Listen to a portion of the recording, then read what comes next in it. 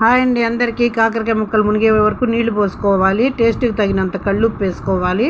ఒకటి పావు table spoon పసుపు వేసుకొని నీళ్ళు ఎగిరే వరకు పెట్టాలి.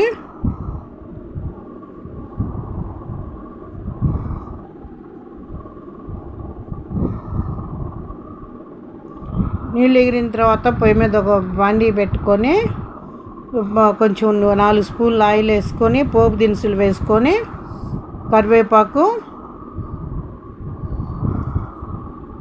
2 ఆనియన్స్ పొడవుగా తరిగి వేసుకున్నాను, 2 పచ్చిమిర్చి వేసుకున్నాను.